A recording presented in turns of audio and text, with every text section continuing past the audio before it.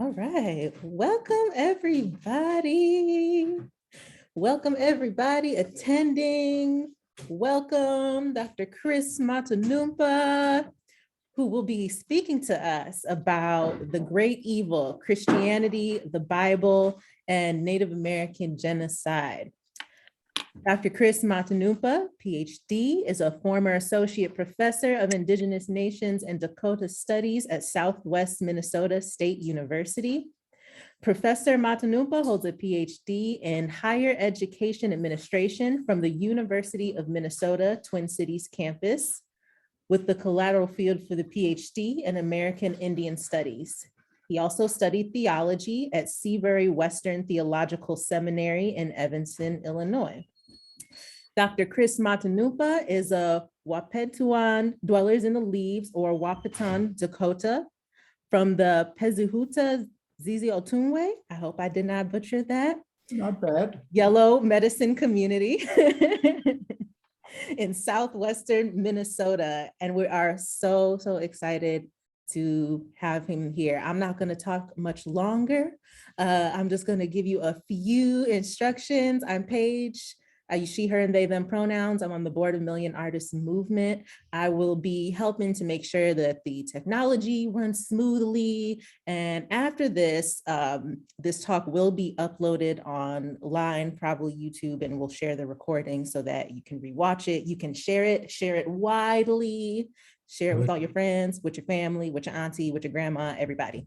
And Alizarin is also on the board of Million Artists Movement. She will be monitoring the chat for your questions throughout Dr. Mato Nunpa's talk, and then we'll make sure we get back to them when he's done speaking.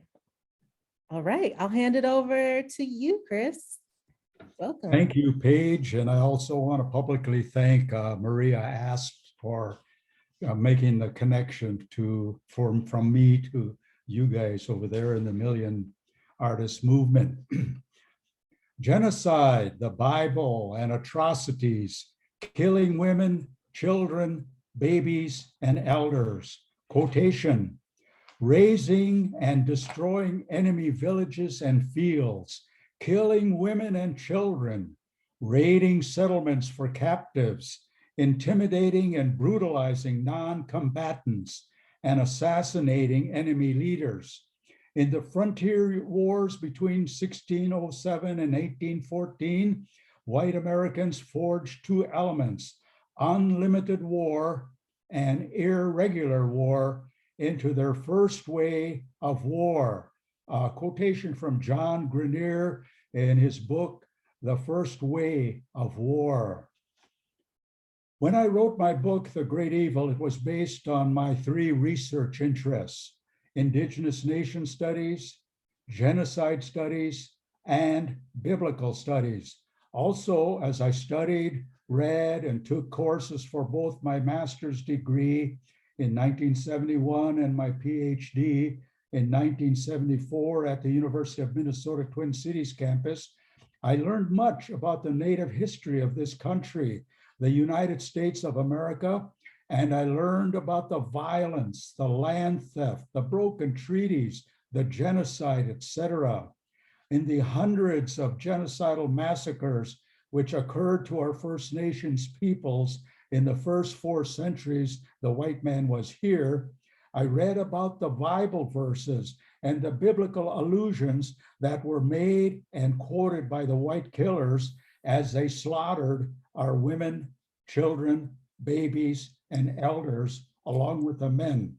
I thought to myself, geez, I need to write about this and let the world know, and future generations of Dakota Indigenous children know what was done to our Indigenous peoples and who did it. And I try to interweave my knowledge from my 3 research interests in the narrative of what I considered the great evil that was perpetrated by the US government and its US Euro-American citizenry and the Euro-Minnesotan citizenry. And so I present the Bible verses which were used to justify, number 1, murdering Native peoples, Anywhere from 16 to 18 million indigenous people slaughtered in 4 centuries. Number 2, stealing all of our lands, approximately 3 billion acres of land, according to Trafzer in his book, As Long as the Rivers Flow and the Grass Shall Grow. And number 3, criminalizing and suppressing our religious ceremonies and spirituality, contrary to the white man's sacred document, the US Constitution, the First Amendment. And number 4, enslaving our indigenous peoples. I will focus on particular atrocities which involve the murdering of women, children, babies, and elders, along with the Bible verses in which Yahweh, the Old Testament Jewish God, commands these atrocious murders. These are subjects which in general are not taught in any of the white schools, universities, and colleges, both public and private, because they are so damning to the US government and its white citizenry, and would not encourage US nationalism and patriotism. As David Bolin writes, quote, "The best interests of white American philosophy of education would not be served if third graders were taught that during the 19th century, the American farmer was perhaps the most ruthless and relentless exterminator of the Indians, or that the white American frontiersmen, cowboys, and soldiers often excelled in their use of barbaric torture, brutality, and slaughter in their encounters with Indians." This is from David Bolin, North America, The Blind Spot in History, written in November of 1969. Background statements. However, before I go into the book, Bible Verses and Atrocities, I would like to make some background statements. My first statement is in regard to perspective. Since I am an indigenous person and a Dakota man, I do not come from a Western European or a US Euro-American or a Euro-Minnesotan point of view. I come from a Dakota perspective specifically, and from an indigenous perspective generally. Example, when the white man says, "We settle the land," we, the Dakota and other indigenous peoples, might say, "No, no, the white man stole the lands. Furthermore, he didn't pay for the lands either." Now, statement number 2, I dislike and generally do not use the following terms except if the terms are used in sentences which I am quoting. For example, Indian. I despise that term. It's a colonial imposition. The term Indian obscures the richness and diversity of indigenous cultures and societies. Besides, we as First Nations peoples are not from India. B, I say, instead of tribe, I say people or nation. Nations and peoples make treaties, not tribes. And our people made over 400 plus treaties with the indigenous peoples, made over 400 plus treaties with the United States of America, which were made and broken by the United States. And thirdly, I do not use the term Sioux. We are not an enemy or a snake, which that term connotes. Dakota, our name for ourselves, means friend or ally. Fourthly, I do not use the term Native American because it is inaccurate. I used to ask students in my courses when I was teacher, quote, "How many of you were born in the United States?" Invariably, most of the students, with the exception for students from other countries, would raise their hands, and then I would say, "Congratulations, you all are Native Americans." To me, if anyone is born here in indigenous homelands in what is now the United States of America, you are a Native American. And I hated that term, but the publisher put that term in the title of my book. And fifthly, also, I do not generally use the term American, nor do I identify as an American because of what the white Americans did to our native peoples, killing us by the millions, stealing all of our indigenous homelands, breaking all our treaties, et cetera, et cetera. And sixthly, I use indigenous or native, First Nations or Aboriginal to refer to the peoples who were here when the invaders, killers, destroyers, and exploiters came to indigenous homelands in the indigenous hemisphere in 1492.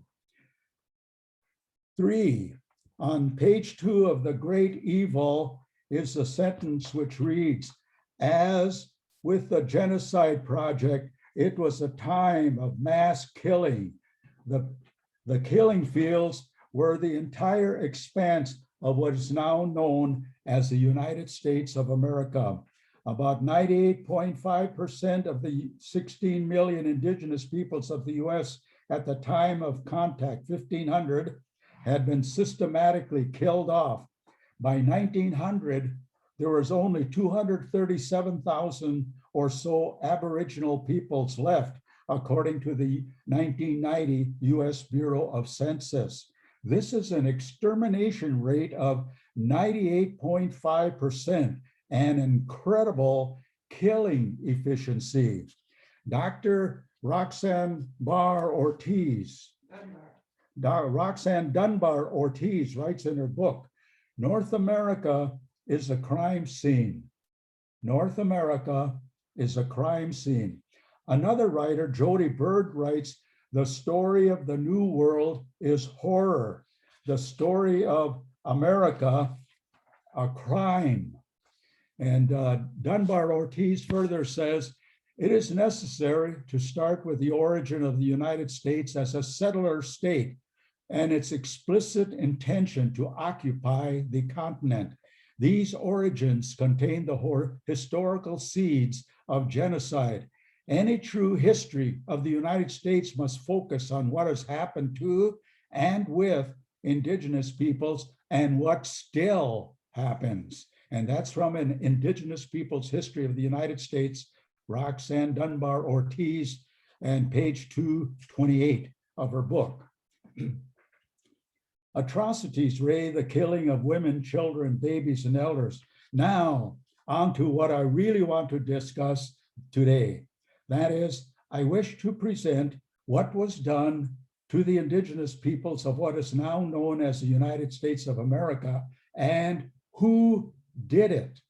We already know that it was the US government and its military and its Euro-American citizenry, farmers, settlers, cowboys, frontiersmen, editors, etc., who perpetrated genocide and all the atrocities which accompanied the murder and extermination of First Nations peoples.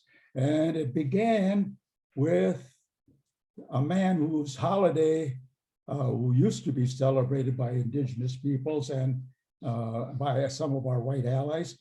In the first grade at Granite Falls Public Schools, Minnesota, in 1947, I learned about Columbus. I think for the first time, because I don't remember my folks talking about Columbus. I learned the poem, which includes the line, in 1492, Columbus sailed the ocean blue.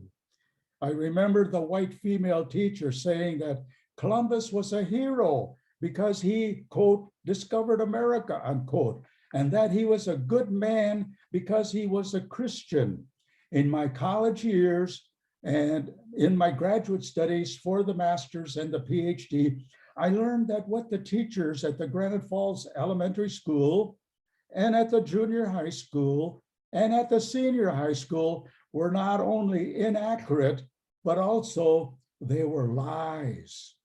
Here are 3 atrocities out of many which Columbus and his soldiers committed against the First Nations people. The first one, burning people alive at the stake. On page 62 of my book, The Great Evil, we see Hatui being burned alive at the stake. Columbus and his soldiers found Hatui and his people and killed most of them and enslaved the others. slavery began with Columbus, and condemned their leader to be burned alive. Dr. David Standard, in his book, American Holocaust, chronicles the event. Quote, reportedly, as they were tying him, that is Hatui, to the stake, a Franciscan friar urged him to take Jesus to his heart so that his soul might go to heaven rather than descend into hell. Hatui replied that if heaven was where the Christians went, he would rather go to hell. A brave but wise man. This was a common practice of the Roman Catholic Church and its zealous adherents to burn people alive at the stake, and Columbus and his soldiers were no exception. Number two, hanging 13 Native peoples at a time, and that's found on page 61 of the book, The Great Evil. Quote, the Spaniards found pleasure in inventing all kinds of odd cruelties. The more cruel, the better. They built a long gibbet, which is like a scaffold, low enough for the toes to touch the ground and prevent strangling, and hanged 13 natives at a time in honor of Jesus Christ, our Savior, and the 12 apostles. Again, David Stannard, American Holocaust, page 70 of his book. Imagine that. How do Christians who are supposed to have the love of God and love of Jesus in their hearts and to show mercy and to forgive, and yet at the same time perpetrate genocide and all manner of torture and cruelty? Apparently, they are not aware of their cognitive dissonance. Number three, David E. Stannard mentioned above in his book, American Holocaust. He writes that Columbus and his soldiers used ferocious armored dogs that had been trained to kill and disembowel the native peoples, forcing them to supply food and women and slaves. They killed indiscriminately the natives they encountered. The troops would steal, kill, rape, and torture the indigenous peoples. The natives had their hands cut off if they didn't bring in their 3-month quota of gold. Quote, they would test their swords and their manly strength on captured First Nations peoples and place bets on the slicing off of heads or the cutting of bodies in half with one blow. They burned or hanged captured chiefs. They tore babies from their mother's breast and dashed their heads against the rocks, unquote. This incident reminds me of a Bible verse, Psalms 137, verses 1, 8, and 9. Quote, by the rivers of Babylon, there we sat and wept as we thought of Zion. Fair Babylon, you predator, a blessing on him who repays you in kind what you have inflicted on us. A blessing on him who seizes your babies and dashes them against the rocks. This is from the Jewish Bible, the Tanakh, the Holy Scriptures, 1985. This genocidal sentiment from the Bible is what Dr. Philip Jenkins would characterize a text of terror. And there's many of them, texts of terror in the Old Testament in particular, and a couple in the New Testament. Jenkins' book is Laying Down the Sword, Why We Can't Ignore the Bible's Violent Verses, written in 2011. Another thing Jenkins says is, quote, biblical violence is often marked by indiscriminate savagery. Also, Jenkins has a section in his book titled The Most Disturbing Conquest Texts. And I would call that the most disturbing genocidal texts, because they talk about killing and exterminating. Back to Columbus, to test the sharpness of their blades, and this is in another incident, They began to rip open the bellies to cut and kill men, women, children, and old folk, all of whom were seated, off guard and frightened. Not a man of all of them remained alive. They killed all of them. In the hundreds of genocidal massacres that were perpetrated against the indigenous peoples on the mainland in the first 4 centuries, beginning with 1492, the indiscriminate killing of women, children, babies, and elders was routine. It was not an aberration. It was routine. It was regular. One oral history tells of white soldiers taking Dakota babies and dashing their heads against a tree or rock and throwing their bodies into the water, either the Minnesota River or the Mississippi. Back in 1862, with the Dakota-US War and the aftermath, especially on the forced march of 1,700 of our women, children, babies, and elders on November 7th through the 13th, 1862, when they were imprisoned at the Fort Snelling concentration camp for 6 months in a cold Minnesota winter from November 1862 through April 1863. Hundreds died of cold, exposure, hunger, disease, or murder during this bitterly cold Minnesota winter of 1862, 1863. I had a grandmother who was in the forced march back in November of 1862. And she was stabbed in the stomach by a soldier on horseback and stabbed her with his saber. Her sin was not understanding a command in a foreign language, English, the order to move on. Then her body was thrown into the water. We have no idea where her body is. Thus, we have no closure. And we, the family and relatives, carry this historical trauma with us to this day in the year 2021, an incident which happened 159 years ago in November 1862. Hopefully, the listener is getting an idea of the cruelty, barbarism, and savagery of Columbus, supposedly a Christian. He was a good Roman Catholic, and his soldiers in their genocidal and evil treatment of the native peoples of the Caribbean. In 21 years, 8 million First Nations peoples were slaughtered by Columbus and his men. The native people had been, quote, killed by violence, disease, and despair from Standard's American Holocaust, page Roman numeral X or 10. To provide a perspective, the figure of 8 million killed is 2 million more than the 6 million Jews killed by Hitler and the Nazis in the Jewish Shoah. Eventually, anywhere from 16 to 18 million indigenous peoples were victims of genocide on the mainland perpetrated by the US government and its Western European and its US Euro-American citizenry.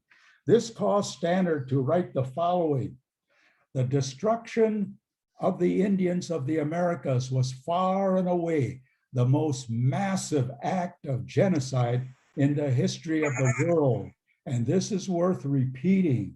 The destruction of the Indians of the Americas was far and away the most massive act of genocide in the history of the world.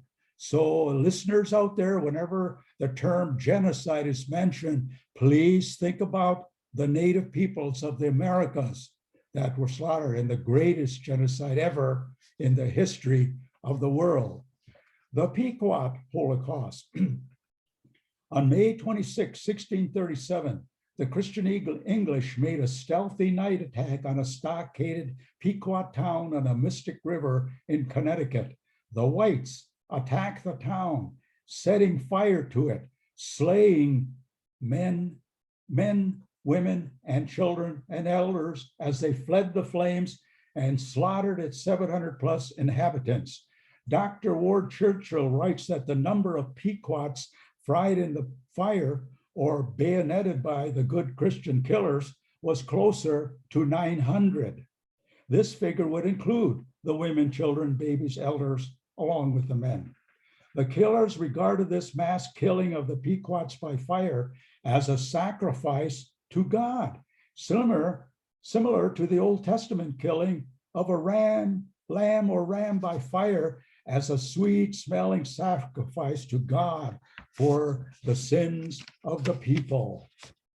There is a number of such Bible verses regarding the killing of sheep as a sacrifice to Yahweh, the Old Testament Jewish God, which were quoted during the time of the murdering. For example, out of many, Leviticus 8:21 reads, quote, "And Moses burnt the whole ram upon the altar. It was a burnt sacrifice for a sweet savor and an offering made by fire unto the Lord, as the Lord commanded Moses." The Torah, the 5 books of Moses, the Jewish scriptures, and written in 1962 and revised in 1967, says, Moses turned all of the ram into smoke on the altar. That was a burnt offering for a pleasing odor and offering by fire to the Lord. The meaning of this verse in both versions is very clear. The burning of the ram was an act of worship to Yahweh or to God. It is apparent that the Christian English considered, quote, in a similar grisly way, the burning by fire of the Pequot people was literally a sweet sacrifice and produce a sweet and pleasing odor unto the Lord. Amen. Praise the Lord. Sarcasm. Listen to the statement of William Bradford as he described the conflagration which burned hundreds upon hundreds of Pequots in the fire. Quote, this is William Bradford again. "It was a fearful sight to see them frying in the fire and the streams of blood quenching the same, and horrible was the stink and scent thereof. But the victory seemed a sweet sacrifice, and they gave the praise thereof to God, who had wrought so wonderfully for them, thus to enclose their enemies in their hand and give them so speedy a victory over so proud and insulting an enemy." William Bradford, a descendant of the historical William Bradford, is today a champion of Indigenous peoples, perhaps atoning for his ancestors' cruel and genocidal attitude, question mark? Note Bradford's phrase, "to see them frying in the fire." This is a reference to the women, children, babies, and elders who were consumed in the flames. Many of the men were out hunting for food. The streams of blood refer to the blood of the women, children, babies, and elders who were non-combatants, who were innocents. Also note the pious English Christians giving praise thereof to God, who had wrought so wonderfully for them. This particular phrase is found in 1 Samuel 6:6, in which Bradford is referring to the deliverance of the children of Israel out of bondage in Egypt. In both instances, God was helping the Israelites and also the symbolic Israelites, that is, the English Christian soldiers who were marching off to war against the Pequots and slaughtering the women, children, babies, and elders. In regard to the killing of non-combatants and innocents, listen to the quotation of John Underhill, a partner in crime to John Mason, who reassured his fellow killers that, quote, "Sometimes the scripture declareth women and children must perish with their parents. And that just because the women and children are vulnerable, weak, helpless, and unarmed, quote, did not make their deaths any less a delight to the Puritans' God." Here are a few verses out of many which illustrate the killing of women and children. And I don't think I'm going to read all of them, but there was about 5 of them here. So I'm going to read just the first one and the last one. Deuteronomy, 2nd chapter, verses 33, 34. "And the Lord our God delivered him, King Sihon and his people, the Amorites, and we utterly destroyed the men, women, and little ones, toddlers of every city. We left none remaining. And then I would like to quote this one, though. One of the most damning scriptures in this writer's perspective is found in 1 Samuel chapter 15, verse 3, which reads, "Now go and attack Amalek and utterly destroy all that they have, and do not spare them, but kill both man and woman, infant and nursing child." But kill both man and woman, infant and nursing child, ox and sheep, camel and donkey. Here we see Yahweh, the Jewish God of the Old Testament, commanding the Israelites to kill not just the men, but also kill the infants, the babies, and the nursing child, and then all the animals. And a lot of times God would say, kill all that breatheth, or leave none alive that breatheth in these scriptures. There's about 6 genocidal commands of the Old Testament God that I found. They're part of the hidden Bible because most pastors don't want to talk about that, or priests. So I ask you out there who are listening, quote, what kind of God commands the killing of children, toddlers, and babies who are still nursing? The answer, an angry, genocidal killer God does. An angry, genocidal killer God does. The Wounded Knee Massacre. The Wounded Knee Massacre occurred on December 29th, 1890 in western South Dakota, where the Pine Ridge Reservation is located.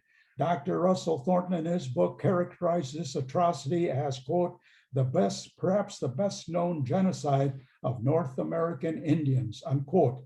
And Thornton has written the book called American Indian Holocaust and Survival, written in 1987 on page 107. There, the US cavalry slaughtered anywhere from 350 to 375 Lakota people, human beings, men, women, children, babies, and elders, and were then left in the brutal South Dakota winter snows.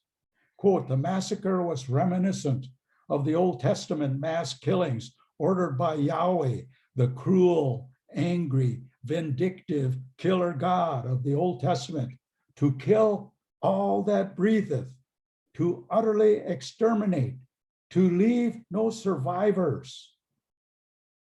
Ward Churchill, in his book, A Little Matter of Genocide, quotes a guy named Ralph Andrus in his book, Long Death, quote, all witnesses agree from the moment it opened fire, the soldier ceased to be a military unit and became a mass of infuriated men intent on butchery.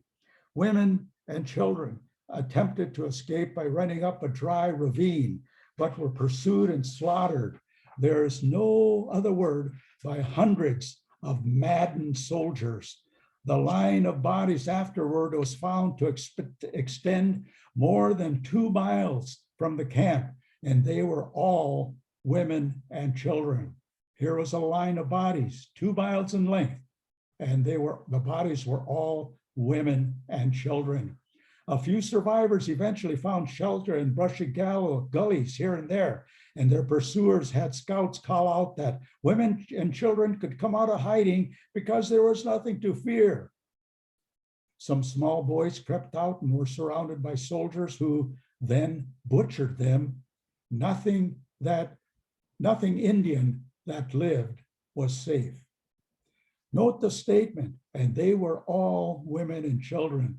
This harkens back to the Pequot Holocaust some 253 years before in 1637. Then again, John Underhill said, quote, sometimes the scripture declareth women and children must perish with their parents, unquote.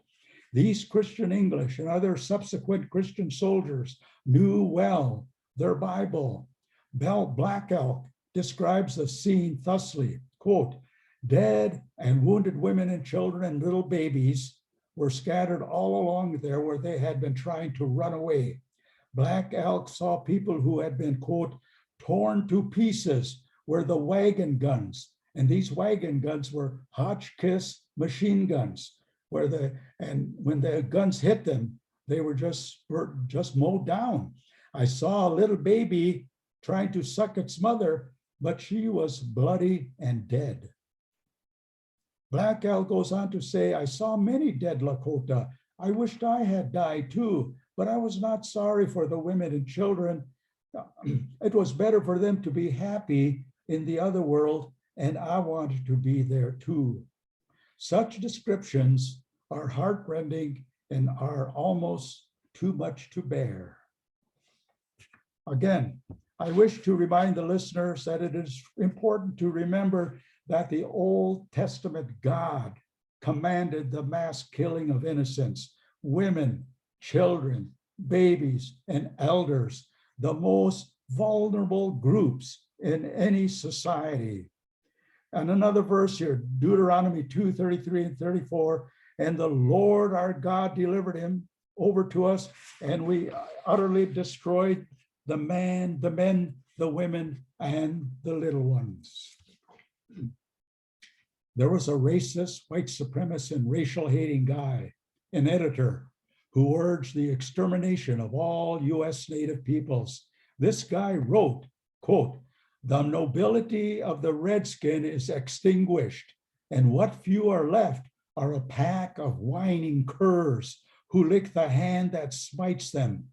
The whites, by law of conquest, by justice of civilization, are masters of the American continent, and the best safety of the frontier settlements will be secured by the total annihilation of the few remaining Indians. Why not annihilation? Their glory has fled, their spirit broken, their manhood effaced. Better that they should die than live the miserable wretches that they are, unquote. And as if that was not enough, this guy once more lifted up his figurative sword 4 days later and did mightily smite us. He wrote, quote, we had better, in order to protect our civilization, follow it up and wipe these untamed and untamable creatures from the face of the earth. And I just want to remind you that they had almost wiped us off the face of the earth by 1890, as it is. This man was just like the Old Testament God who called for utter extermination of the indigenous peoples of Canaan. Who was this guy anyway? Who was this genocidal God or guy?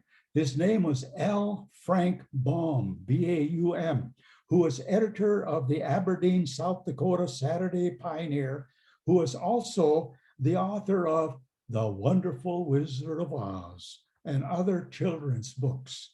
Baum would fit right in with Yahweh's mass murdering barbarians, the Israelites, and with Columbus, and fit in with George Washington, with Thomas Jefferson, with Andrew Jackson, with the Reverend Colonel John Chivington, with Abraham Lincoln, with Theodore Roosevelt, with Donald Trump, and with other racist, white supremacists, racial haters, Republicans, and neo-Nazis.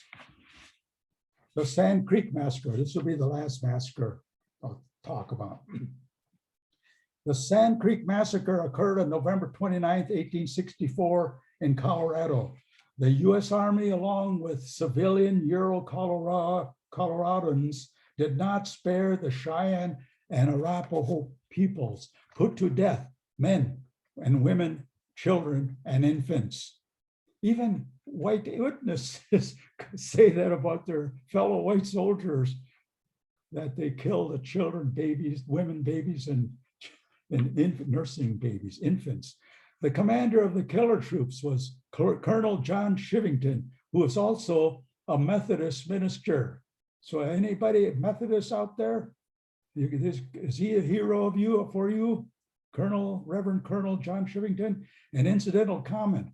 Reportedly, Chivington was a 6'4", 260-pound man when he would preach, would place his two pistols on either side of the Bible on the lectern of the Denver Methodist Church and, quote, then proceed to dispense with either hot hell or hot lead, unquote. The Reverend Colonel Shivington and his troops butchered approximately 500 Cheyenne and Arapaho, mostly old men, women, children, infants, and toddlers. I suspect that the Reverend Shivington and his men regarded the native peoples of the indigenous hemisphere, the Cheyenne and Arapaho in this case, as uncivilized, pagans, infidels, barbarians, savages, and who needed to come out of their heathen darkness into the marvelous light of the gospel of Jesus Christ. Furthermore, they would actually believe that they were not murdering or killing, but doing good in getting rid of such miserable wretches by perpetrating the butchery of such wicked people, and they need not feel any remorse or twinge of conscience. They could feel righteous because they were followers of God and were merely fulfilling the commandments and the word of the Lord. Thanks be to God, sarcasm. Now, onto some of the individual incidents of cruelty and barbarity in the genocidal massacre at Sand Creek in Colorado, as if I hadn't mentioned it enough. Here's one white soldier testifying at a later trial. They were scalped, their brains knocked out.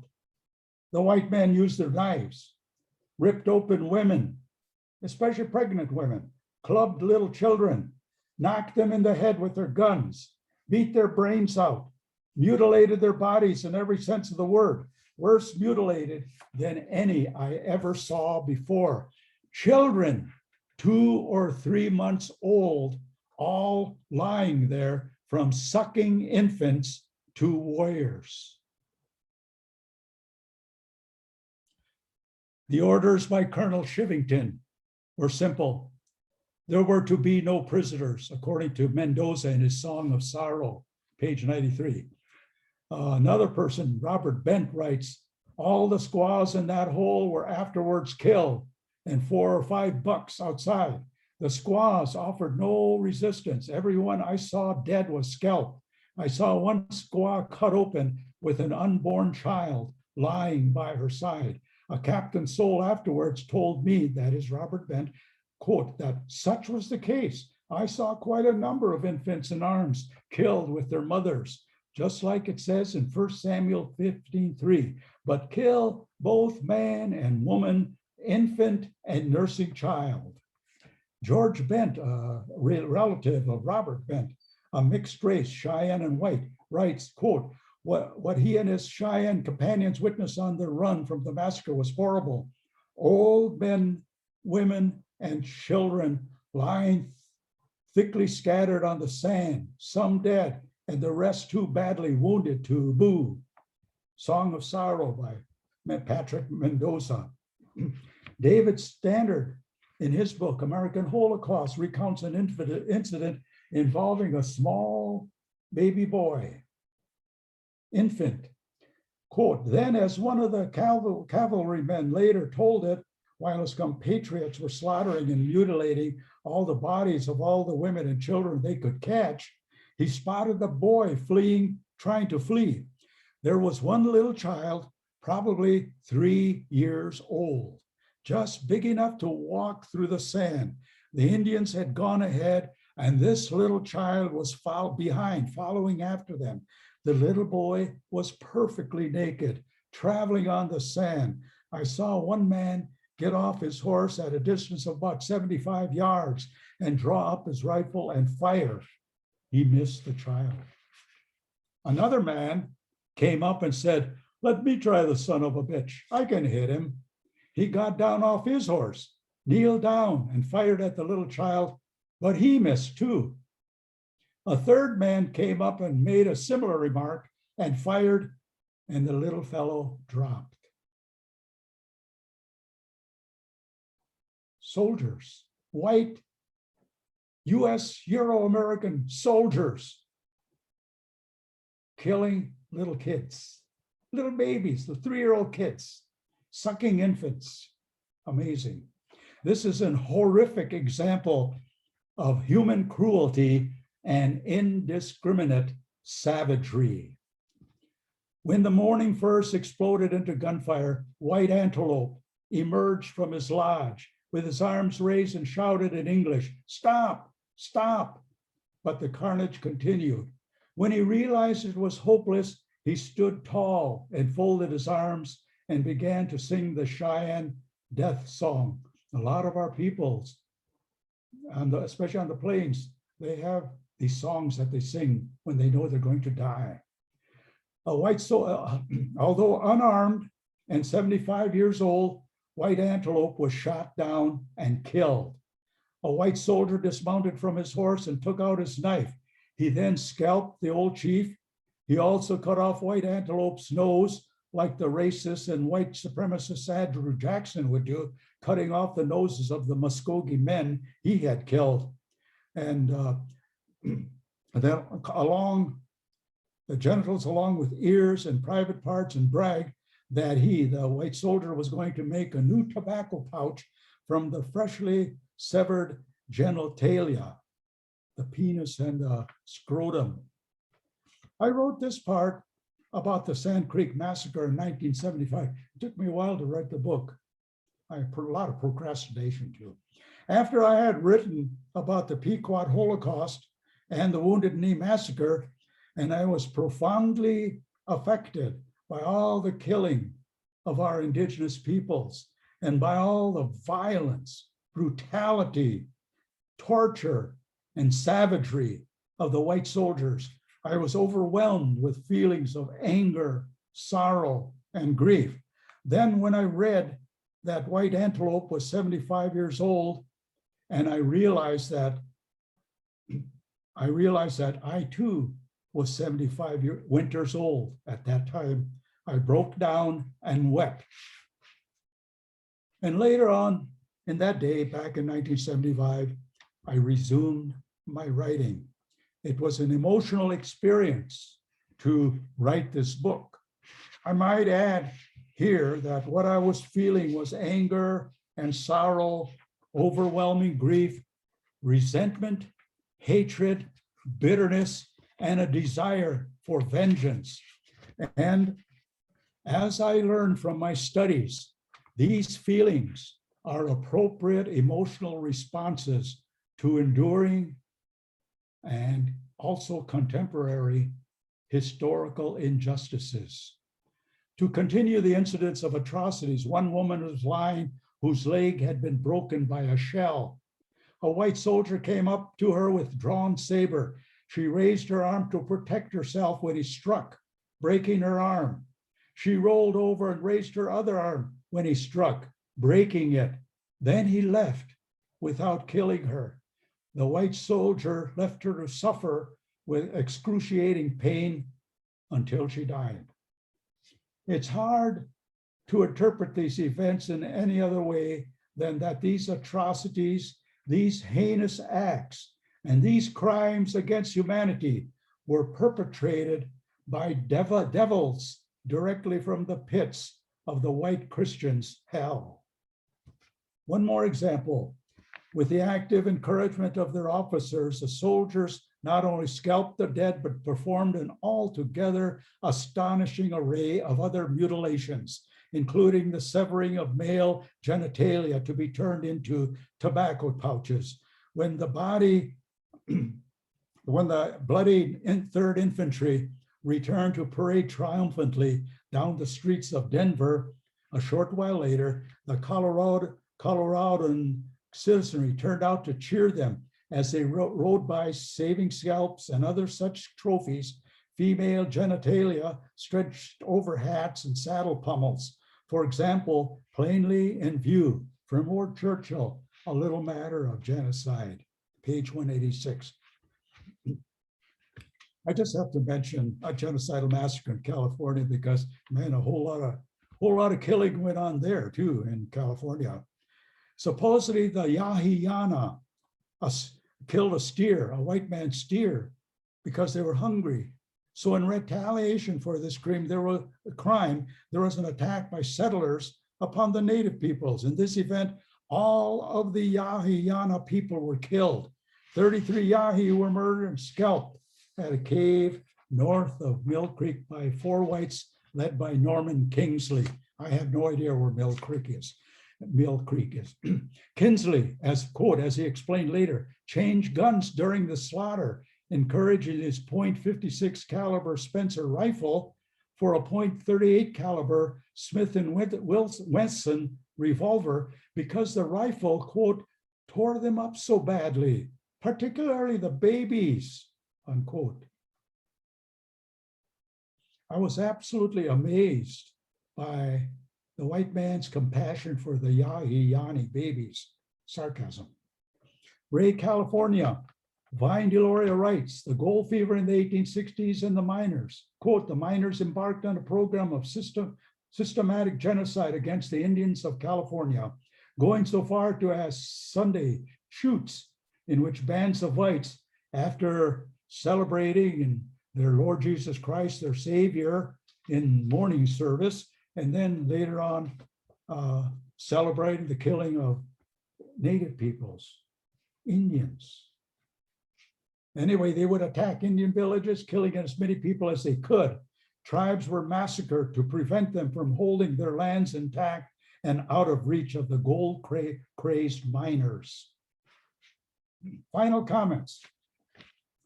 Genocide of the indigenous peoples of what is now known as the United States of America is real. It began as early as 1492, when the first Western Europeans arrived in indigenous homelands in the indigenous hemisphere, which hemisphere is now known as the Americas, the North, the Central, and the South Americas. It began with the slaughter of 8 million native peoples in 21 years in the Caribbean. Dr. Martin Luther King, and I so thank this man for saying what I'm going to read. In regard to the beginning of the United States of America, Dr. King says, our nation was born in genocide. We are perhaps the only nation which tried, as a matter of national policy, to wipe out its indigenous population. Moreover, we elevated that tragic experience into a noble crusade. Indeed, even today, we have not permitted ourselves to feel or reject remorse for this shameful episode. Dr. Martin Luther King, he is one of my heroes, more so than any white hero I learned about in school, more so than Washington or Jefferson or Jackson or Lincoln, et cetera, et cetera. As David E. Standard has pointed out in his American Holocaust, the Conquest of the New World, quote, just 21 years after Columbus's first landing in the Caribbean, the vastly populous island that the explorer had renamed Hispaniola was effectively desolate. Nearly 8 million people, those Columbus chose to call Indians. He invented that term, he coined that term and imposed it on us, and it has lasted these 529 years. And I know for myself, as one Dakota, old Dakota guy, I'm sick and tired of that term, Indians. And the US, well, and this violence continued on the mainland. Another 60 to 80 million First Nations people were murdered. And the US continues to wreak violence in the world in its quest for global dominance, implementing invasions, bombing, killing, stealing, occupying, and exploiting other peoples, especially those of color and their resources in the 20th and 21st centuries. As Deloria writes, quote, when one examines the history of US American society, one notices the great weakness in it. The country was founded in violence, it worships violence, and it will continue to live violently. Anyone who meets violence with love is crushed. But violence used to meet violence also ends abruptly with meaningless destruction. Yes, violence is US America's sweetheart. Violence is US America's sweetheart. As the US America continues to extend its power and control over weaker nations and to extend its empire, the indigenous peoples, not only of the United States, but also of the indigenous hemisphere, continues its struggle for physical and cultural survival and for recovery of pride and autonomy. We are still here, and we overcame genocide, the massive land theft of practically all of our indigenous homelands, practically almost 3 billion acres of land stolen from us and basically not paid for, broken treaties, all 400 plus treaties, suppression of our languages, the criminalization and suppression of our religious ceremonies and freedoms, bounties on our scalps, concentration camps, residential boarding schools, and an assortment of crimes against humanity perpetrated against us, et cetera, ad nauseum.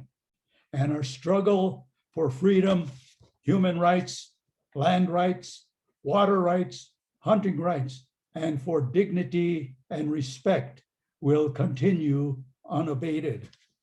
However, the above mentioned damning deeds have yet to be acknowledged and or admitted. They have yet to be taught in the schools, colleges, and universities, public and private. White scholars and academics who are both respected and are credible have to help us. The Native academics and writers and Native peoples, they have to start teaching the truth of what was done to the indigenous peoples. Because they are in the majority and they still make the decisions. And they have to start teaching the truth of what was done to the indigenous peoples who have known and experienced genocide and crimes against humanity since the white man arrived some 529 years ago, and who did it. According to Dr. Roxanne Dunbar Ortiz, we have, quote, a settlers society that has not come to terms with its past, whatever historical trauma was entailed in settling the land, unquote.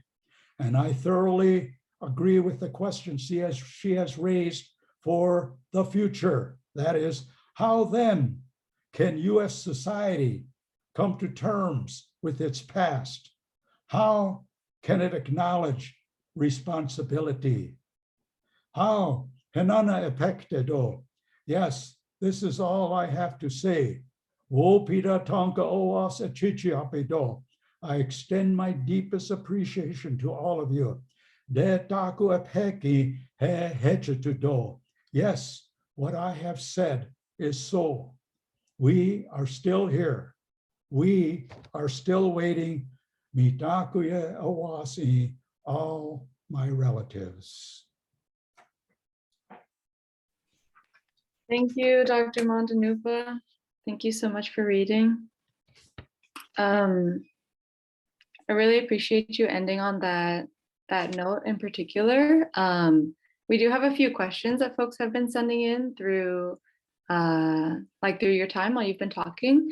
I know we're at the time that we had planned, but if you're okay to stay for a few more minutes, we could relay the questions. Is that okay with you? That'd be fine. Okay. Yeah, the first one very much aligned with the sentiment that you just shared. We're still here, we're on this land. The first question someone sent in is, it could be more rhetorical than literal, but how do we heal and repair ourselves and each other from this traumatic history? There's been so much genocide on this land, both of our indigenous and African ancestors. Well, and this may be open, for conversation with the group as well. I have to say this right from the outset. In my old age, I'm now 81 winters, and I am very now pessimistic, cynical, skeptical, And I see what is happening today. And I know I'm ready to leave this time and place. So, and I'm not very hopeful that anything can be done. And like also with global climate change, I firmly believe that we have reached the point of no return. And I jokingly said yesterday in a Facebook post, so tomorrow, so we must eat, drink, we must then eat, drink, and be merry, for tomorrow we die. I say that humorously. But having said all that, I'm not going to keep quiet. I'm going to keep saying these things. I'm going to keep writing my books. My second book is going to be titled Spirit Killing in the Classroom, a Dakota Youth's School Experience.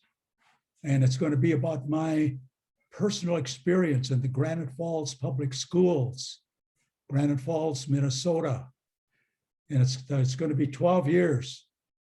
The first year, 1947, I enter first grade. And the 12th year, 1959, I graduate. But it's about my personal experiences. And the narrative is told against a backdrop of colonialism, racism, white supremacy, racial hating, discrimination, and then some curricular concerns that I have about what was taught there at the Granite Falls schools and some suggestions about what they should teach there instead of teaching what they're now teaching. And then the last, I quote, and the book with a number of comments, about a couple dozen comments by Dakota students who attended before my time, during my time, and after my time up to the year 2020, who tell about their experience with racism and discrimination and white supremacy. And their experiences are remarkably similar to what I talk about in this book that I'm going to be writing. I'm hoping it'll be published sometimes early next year. But I guess I'm willing to, I said this before in a previous Zoom expression or a Zoom presentation, and that is get educated, do some reading, and I'm willing to write a bunch of books or submit a list of books. If you contact me by email, I'll send them to you by email. Like I mentioned, certainly Vine Deloria Jr.'s book, God is Red, Custer Died for Your Sins, and a number of other books. And then, and he uses the word genocide. And then Dr. Russell Thornton, a Cherokee guy, he wrote a book about Americans' survival and Holocaust. And I'll send that to him. Also David Stannard's book, American Holocaust. Dr. Ward Churchill's book, A Little Matter of Genocide. And I'm going to even stick my book in there too. So, but there's a couple other books too, whose names I can't remember right now. But that's one thing I'm willing to do. Tell people, you know, if you really want to learn, then want to know, then read, and get yourself educated so you can help. You can help maybe facilitate a change if a change is to occur. And and maybe I hope I'm wrong on what I think. I hope my pessimism is not rewarded. And then parents, this is, if you got those out there listening, if you have kids in school, especially elementary kids, find out, what are they teaching you about Washington or Lincoln or Jefferson or Jackson or Theodore Roosevelt? What are they teaching you? What are they teaching you about Christmas? What are they teaching about Easter? What are they teaching about holidays? Who gets holidays? Who makes holidays? You know, things like that. That right now, for us as Indigenous, I hear many of my Indigenous colleagues say, both college educated and non-college educated, say these things. Like all these holidays, they're white man holidays, and so we have nothing to celebrate. And we certainly can't celebrate Independence Day. It's a day of mourning for us. Or we can't celebrate oppression because we're still living in oppression. We're still being colonized by the white man. Our colonizer has not left. A lot of colonizers in Africa, they have, the colonizing nations, they have left or kicked out of their country, but we got killed off. They killed us all. So we couldn't fight back anymore. But if we could have, if we had numbered in the millions upon millions, maybe we could have won and killed them. But they're here anyway. And so we live with that. And so anyway, that's, I have very limited, I used to have a lot of answers when I was younger. Now I don't have much answers. And I have more questions than answers. I can probably give questions. I mean, we would love to hear your questions. And I think there's another question that had come in kind of along the lines both of, you know, when you're speaking of holidays, like there are many people here, you know, whose peoples and holidays are like definitely not represented. You know, do we celebrate like Juneteenth? Do we celebrate like, you know, and Martin Luther King. I celebrate Martin Luther King holiday. But another question that came in, and this is also a comment, but first of all, I just want to thank you for bringing your daughter, Waziatawin, into the world. I, along with my students, have learned so much from her. Also, thank you so much for this talk. It's refreshing to hear direct, clear, and honest language. Speaking the truth and telling the truth is the first step towards healing. I was wondering, for those of us who are not white, but are benefiting from the theft of Dakota land by living here, what would a right relationship with this land and with the Dakota people look like?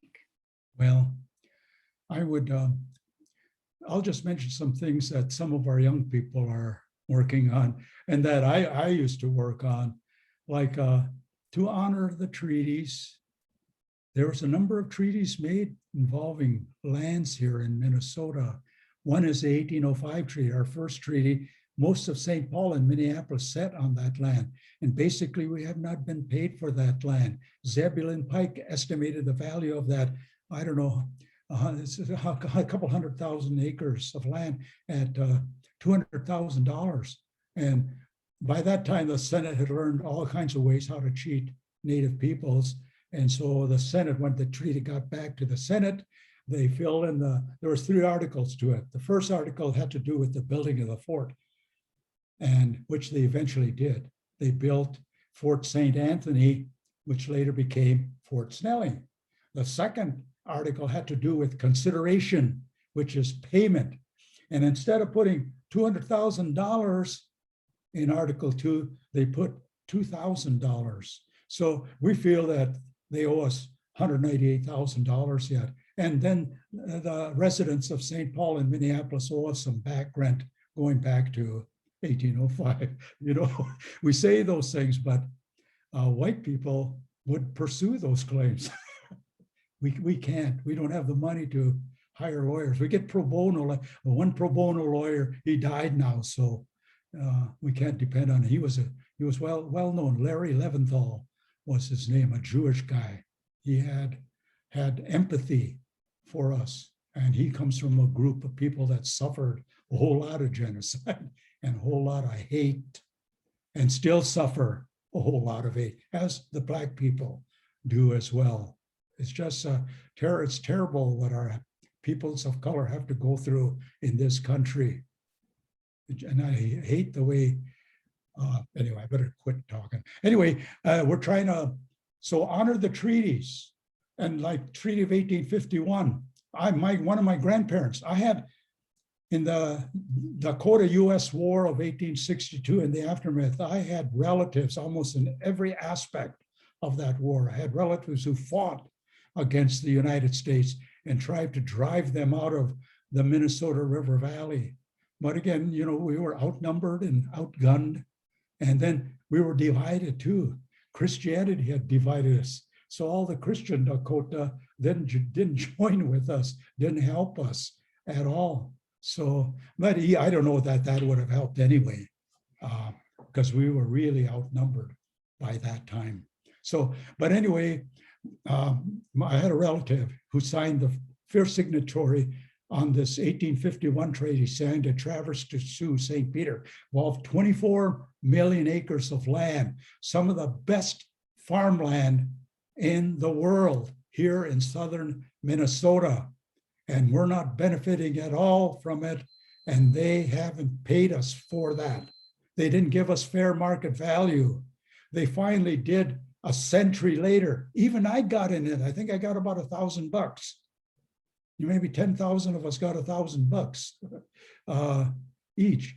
And that is not, that is worth billions and billions of dollars, that land, 24 million. And the 54 million acres that Minnesota, that comprises the state of Minnesota, that's all of our homelands. We say Minnesota Makoche, land where the waters reflect the skies.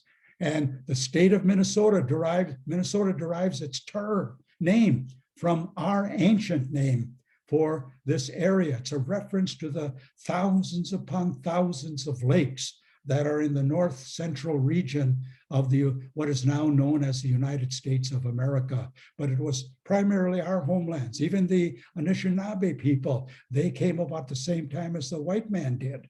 But yet they stole some of our lands too. And so, and they with their guns, and we with our bows and arrows and our spears weren't no match for them with their guns. And we got driven out of northern Minnesota. So they got 7 reservations up there. But they were recent immigrants too, along with the white people.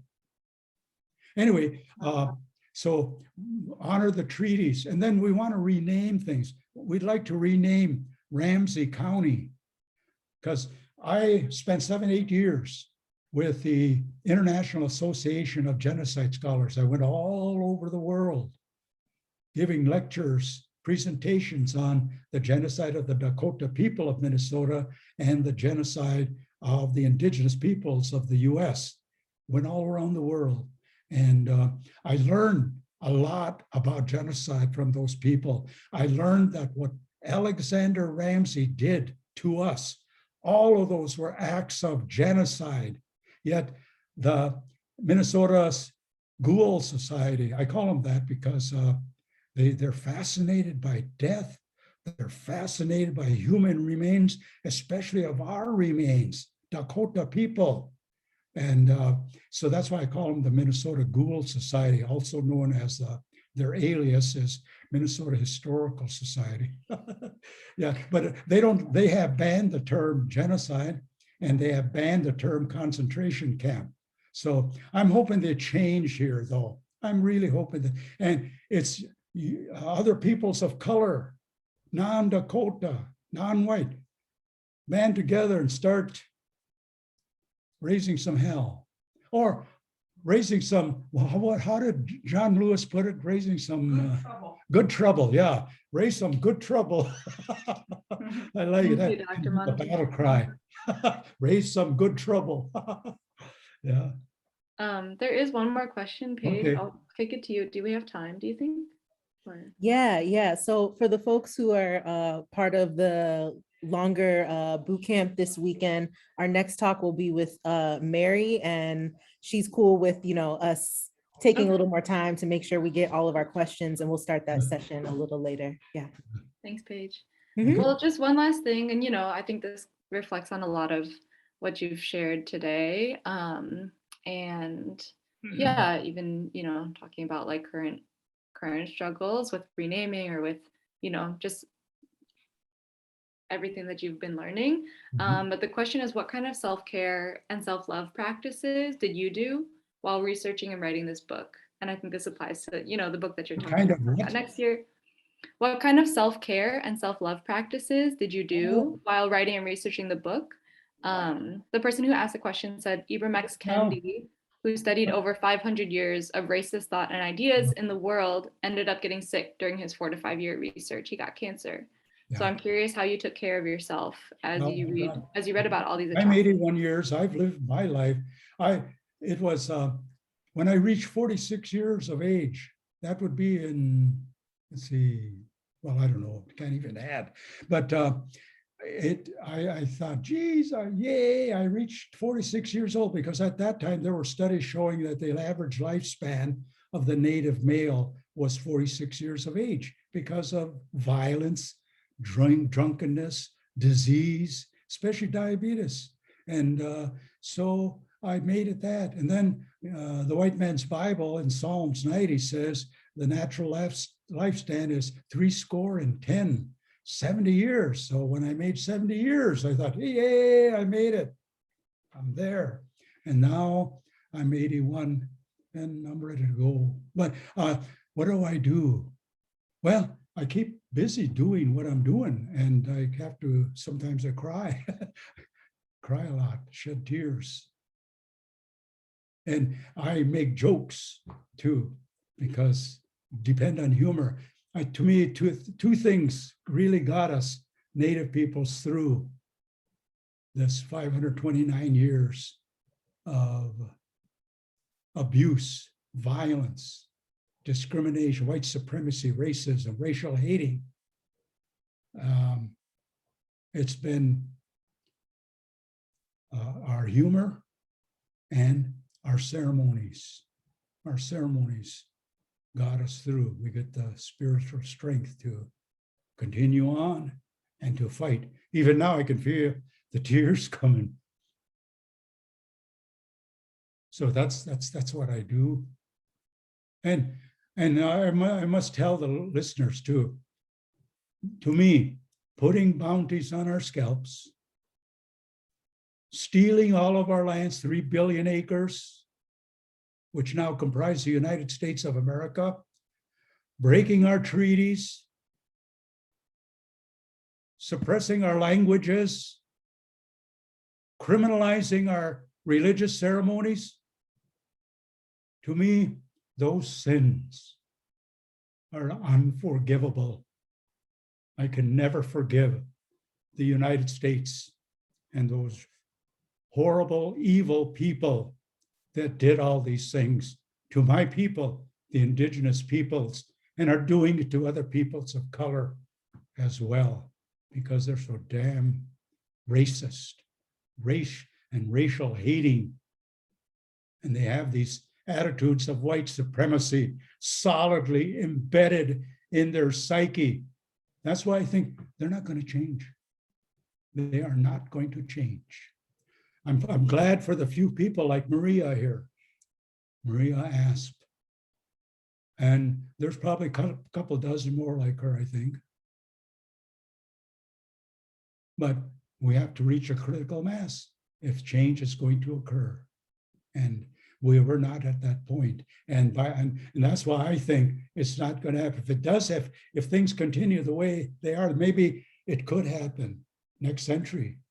But I think we're all going to be gone before the next century comes. So I don't have very good advice but for myself, I'm going to keep doing what I'm doing. I'm going to keep writing my books. I might even read write a Dakota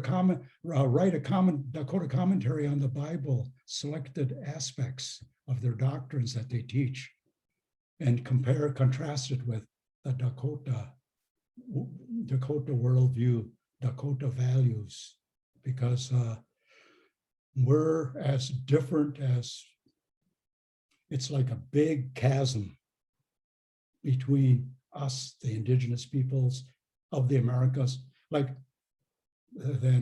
the white folk. Thank you for sharing, Dr. Mato Nunpa, and I want to uplift what Laura said in the chat, that we'll carry your words and your truth with us. Two more things. One, we would love to know how to stay in touch with you. You know, you asked if people want a reading list, they could reach out to you. Whatever kind of contact information, maybe you could share with Maria and we could share. Yeah, sure. Maria knows all my All my contact information, my address and my phone number and all that. So, Well, whatever you my wife's consent, phone whatever you number want to has it. share, it doesn't have to be all of it. Yeah. And then also Jayanthi, do you have a question you'd like to ask? Me? I don't have a question, but I actually have something that I want to share and give to this wonderful brother, this wonderful elder, this wonderful uncle. I'm so thankful for your words today. And so I want to give you this small piece that you mentioned a little bit earlier. By the rivers of Babylon, where we sat down, and there we wept, when we remember Zion. By the rivers of Babylon, where we sat down, and there we wept, when we remember Zion. Oh, the wicked carry us away, captivity required from us a song. But how can we sing King Alpha's song in a strange land?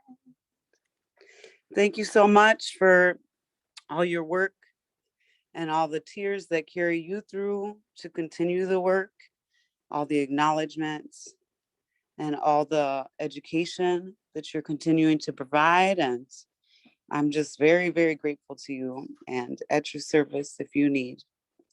Peace and blessings. Thank you for that song. Beautiful.